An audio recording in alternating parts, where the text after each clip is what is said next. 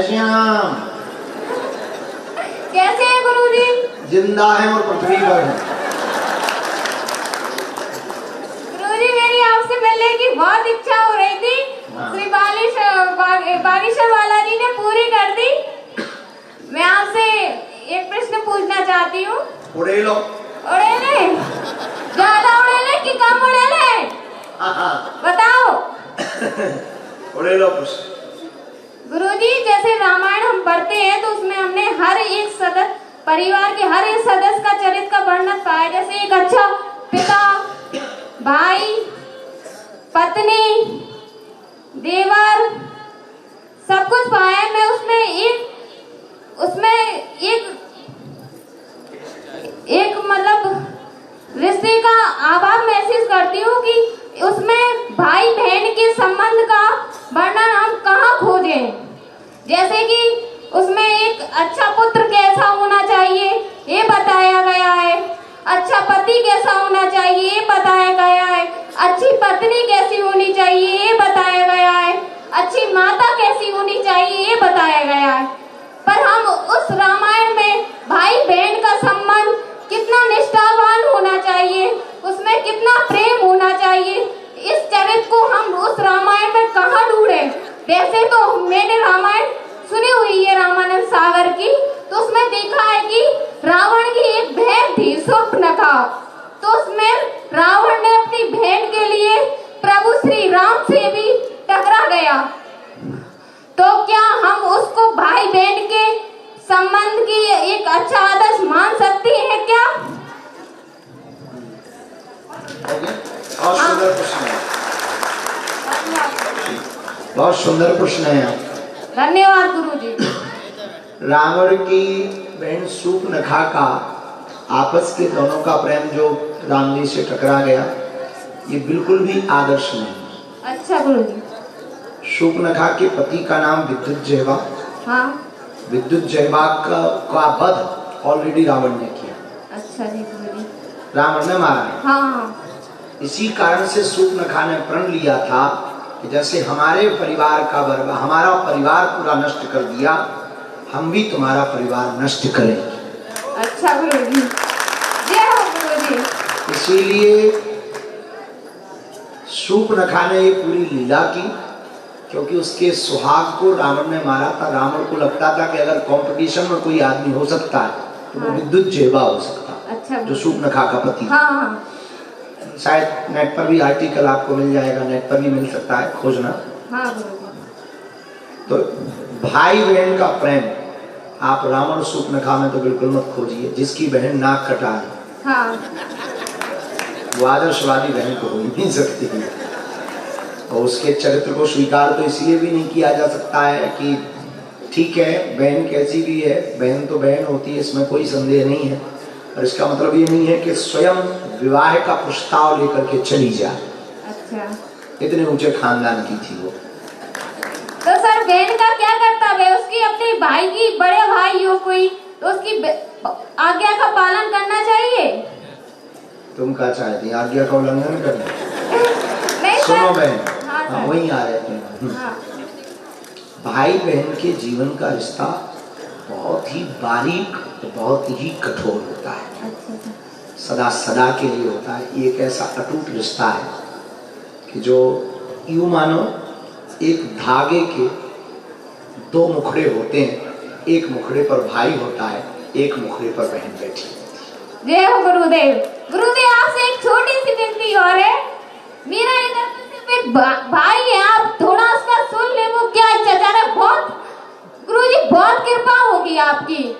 विनम्र निवेदन है बगीचा वाले हनुमान जी की कृपा से। मेरी बहन तुम इतनी घर में भी बोलती का? गुरुजी नहीं गुरुजी आप बस सुन लीजिए, मेरी भाई की सुन लीजिए। हमारा उत्तर ही नहीं तुम्हें सुनना। सुना दो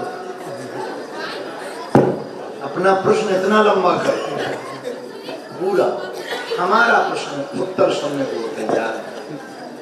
ठीक है, भाई कहाँ है तुम्हारा?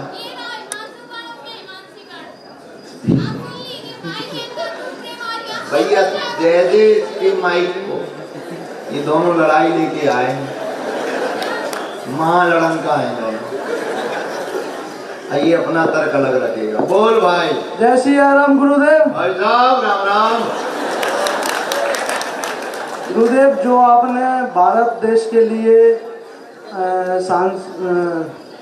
सनातन हिंदू के एकता, अखंडता, प्रभुता के लिए जो भेदभाव और ऊंच नीच खत्म करने का जो मुहिम चालू की है, उसके लिए आपको सादर नमन करता हूँ और साधुवाद देता हूँ।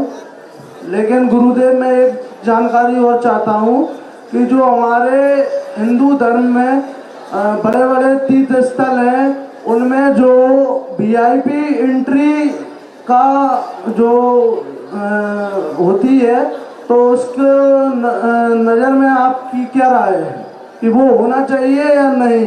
वो मेरा मानना है कि वो भी एक भेदभाव की दृष्टि में आता है। आप उनके भैया हो। हाँ। तो लड़ाई वड़ाई के बारे में बताओ, क्या है? नहीं, मेरी कोई लड़ाई नहीं है। वो फिर ऐसा क्यों कह रही है? नहीं, लड़ाई नहीं, वो तो मैं हाथ उठा रहा था तो उसने देख लिया होगा, इसलिए बोला हो। क्यों बहन? बोल जल्दी।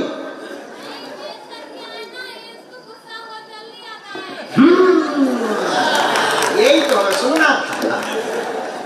चलो ठीक है, सुनो, बहुत सुंदर प्रश्न। पहली बात तो आपने मुझे धन्यवाद दिया। तो प्रत्येक हिंदू का काम है, हम हिंदू होने के नाते कर रहे हैं, ना कि हम एक बहुत स्पष्ट आप लोगों को भी बता दें, और ये वीडियो शायद देश विदेश में जाएगा कल के दिन, उनको भी बता दें। सनातन हिंदू एकता के लिए जो भेदभाव, छुआछूत को मिटाने के लिए हम कार्य कर रहे हैं, ना तो हमें हिंदू हृदय सम्राट बनना है, ना हमें हिंदुओं का पोस्टर बॉय बनना है, ना हमें हिंदुओं का नेता बनना है, हमें सिर्फ एक हिंदुओं का सिपाही बनना है। इस अपेक्षा के साथ करना। दूसरा, मंदिरों के वीआईपी दर्शनों पर पूर्णतया लगाम होनी चाहिए, क्योंकि भगवान के लिए सब एक हैं। क्या टाटा, क्या अडानी, क्या अंबानी। जय सन्यासी बाबा। महाराज जी, हमारा एक प्रश्न है आपसे, क्या हम लड़कियां हनुमान चालीसा कर सकती हैं और किस नियम से कर सकती हैं, आप कृपया बताइए। हनुमान चालीसा का पाठ करने का अधिकार सभी को है। हनुमान चालीसा में ही इसका उत्तर है, जो यह पढ़े हनुमान वो ही सिद्ध साखी। अब तुलसीदास जी को अगर केवल पुरुषों को पढ़वाना होता तो वो लिखते, जो पुरुष पढ़े, लेकिन उन्होंने उत्तर क्या लिखा, जो यह पढ़े। यह का मतलब सब कोई भी पढ़ सकता है, स्त्री हो, पुरुष हो, नाग हो, गंधर्व हो, किन्नर हो, कोई भी इसको पढ़ सकता है। दूसरा, आपने कहा कि नियम क्या है, इसका नियम बहुत सरल है। राम जी का विग्रह चित्र रख करके, दीपक प्रज्वलित करके, लाल आसन पर प्रातः काल ब्रह्म मुहूर्त में यथो समय, जब आपको प्रातः काल का, सायंकाल का, मध्याह्न का, रात्रि काल में मिले, हनुमान जी महाराज का स्मरण करके, ध्यान करके, पवित्र दिनों में जो भी भाई के रूप में, पिता के रूप में बहनें पूजा करती हैं, हनुमान जी प्रसन्न होते हैं और हनुमान चालीसा पढ़ा जा सकता है। सबको पढ़ने का अधिकार है। महाराज जी, हमारा पूरा परिवार आपका बहुत बड़ा भक्त है, आप ऐसी कृपा बनाए हमारे परिवार में शांति हो। बहुत सालों से हमारे परिवार में उथल पुथल मची हुई है, महाराज जी आप ऐसी कृपा करें कि हमारे घर में सुख शांति हो। हमारा पूरा परिवार उथल पुथल है, महाराज जी आप ऐसी कृपा करें।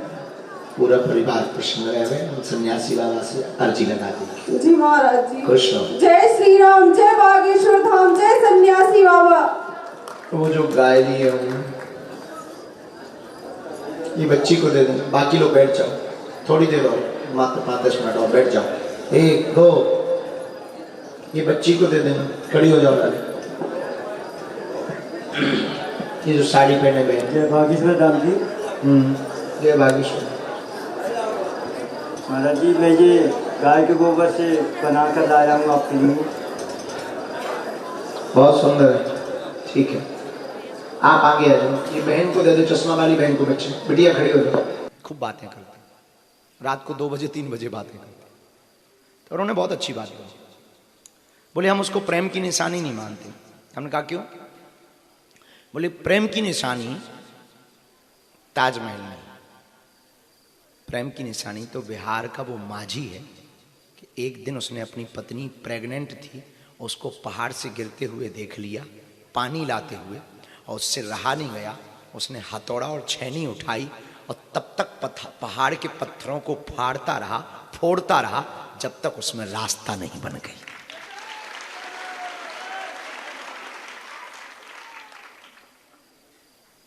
और उसको उसके ऊपर पिक्चर भी बनी। आप लोग नाम जानते जी? उसका नाम था दशरथ माझी। और ये बिहार की बात है। तो बिहार के एक व्यक्ति ने सबसे बड़ी उपस्थिति दी। तो आप लोग अपनी जिंदगी में कुछ ऐसा बड़ा करो, कुछ ऐसा बड़ा करो कि फिर आपके माता पिता कहें हमें गर्व है कि हमारा बेटा ऐसा है या हमारी बेटी ऐसी। पर बेटा या बेटी आप लोग उस जिंदगी के मोड़ पर हो जहां से आप कुछ भी कर सकते। 18 से 25 वर्ष की जो उम्र होती ना, बहुत मायने होते जिंदगी में इसके। 18 से 25 वर्ष की आयु में जो बेटा या बेटी संभल गया वो जिंदगी में कभी नहीं बिगड़ेगा, और जो बिगड़ गया वो जिंदगी में कभी नहीं संभल पाएगा। ये बहुत, वो उसको अंग्रेजी में क्या बोलते हैं, हाँ तुम पढ़े लिखे हो प्यारे, अपन तो स्कूल के पीछे वो पढ़त रहे, तब तो प्रवचन ठोक रहे। नहीं नहीं, ऐसा नहीं। हमारी मजाक की बातों को आप लोग कई बार मजाक में ले लेते हो, हमारी मीम्स बनाते हो। हाँ, मीम्स बना के वायरल कर दो, बाबा तो पढ़ा ही लिखा नहीं पर भी ज्ञान देता है। नहीं नहीं, तो ऐसे उल्लू नहीं है हम। हमने भी पढ़ा है, 12वीं तक की है रेगुलर, 75% लाए थे अपन। और अगर बोर्ड की परीक्षा में स्कूल टॉप किया था, 5000 रुपया ऊपर से पाए थे। क्योंकि जब हमने पेपर दिए थे तब कोई इतना लाया ही नहीं था कोई। तो अपनी कक्षा में हमने टॉप किया था, 5000 रुपया मिले थे हमको। क्या बता रहे हैं, वजीफा मिलता है, पुरस्कार 5000 रुपये। तो अभी जो आपकी जिंदगी है ना, वो बहुत सेंसिटिव समय है, इसको संभालो। स्पिरिचुअल भी रहो, आध्यात्मिक भी रहो। आध्यात्मिक होना ठीक इसीलिए जरूरी है जैसे खाना खाने के बाद पचाना जरूरी है, ऐसी जिंदगी को बचाने के लिए आध्यात्मिक होना बहुत जरूरी है। पूछो कैसे? पूछो। अंग्रेज जल्दी डिप्रेशन में मर जाते हैं क्योंकि उनके पास ये आधार नहीं है कि परमात्मा है। भारत के लोग धक्के खा करके भी इसीलिए जिंदा रहते हैं क्योंकि उनके पास ये भरोसा रहता है कि मेरा बाबा है, बागेश्वर बालाजी हैं, सन्यासी बाबा हैं। ये भरोसा रहता है, और ये भरोसा ही आदमी को जिंदा करता है। इसलिए आपको अब हम प्रश्नोत्तरी करते हैं। चाय आई? प्रश्नोत्तरी के लिए हम बैठे हैं। 1 2 5 10 प्रश्न, इकट्ठे खड़े नहीं होना, कोई खड़ा नहीं होगा। तुम्हें जल्दी तो नहीं है? कल और हम बैठेंगे, फिर नहीं बैठ पाएंगे। कल लास्ट रात बैठेंगे क्योंकि हमको 7 तारीख को कहीं जाना है। कथा तो करेंगे, 8 को फिर सुबह आ जाएंगे, फिर कथा करेंगे, फिर चले जाएंगे। तो कल हम लोग लास्ट प्रश्नोत्तरी करेंगे करेरा में। तो आज की रात में आध्यात्मिक प्रश्न आपके, जो आप गंगाजल ले आई, गंगाजल आप इनको दे दो, हम अभिमंत्रित करके आपका दे देंगे। ओ भाई, तेना खड़ी हुई है जगत जननी, ते बैठ जा माता। हाउ से तो कूद ले, उछल कूद ले, पाँव सुन्न हो गए तो थोड़ा कसरत कर ले। भाई यार तुम होने कैसी हो? ठीक हो? हमारी भाषा समझ आ जात तुम्हें? पूरी आ जा? अब वैसे हम कौन उर्दू का बोल रहे हैं, हम भी बुंदेलखंडी बोल।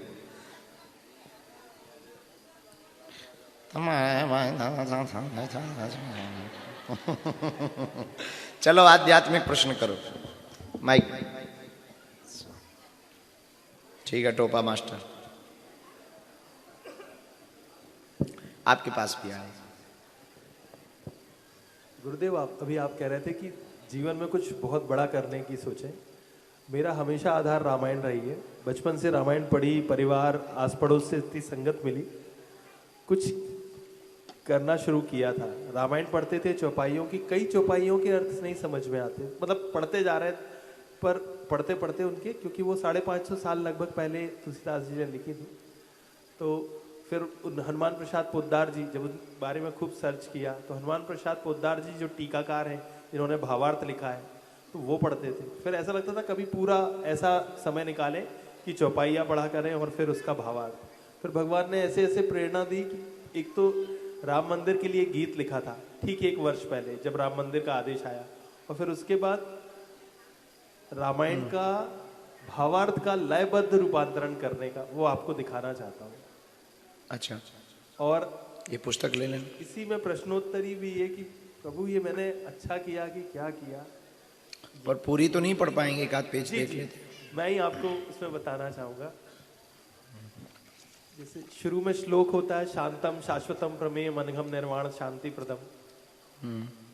तो उसका सरल किया है, शांत सनातन और निष्पाप, प्रमाण परे और मोक्ष के साथ, परम शांति वो देने वाले, सारे पापों को हरने वाले। आपने इसको लयबद्ध कर दिया, तुकबंदी लगा दी। जी जी, और इसको गा सकते जैसे जो मीटर गोस्वामी तुलसीदास जी ने जो मात्रा यूज किया वही कि शांत सनातन और निष्पाप, प्रमाण परे और मोक्ष के साथ, परम शांति वो देने वाले, सारे पाप को हरने वाले, ब्रह्मा शंभु शेष से सेवित, देवताओं में बड़े और पूजित, माया से मानुष तन आए, रघुकुल के वो श्रेष्ठ कहाए, करुणा की कहलाए खान, राजाओं में शिरोमणि राम, हे जगदीश्वर हे श्री राम, करूं वंदना करूं प्रणाम। तो इस तरह से श्लोक का हो गया। फिर आगे जो चौपाइयां हैं वो चौपाई ऐसे, हे जामवंत के वचन सुने और मन ही मन हर्षाए,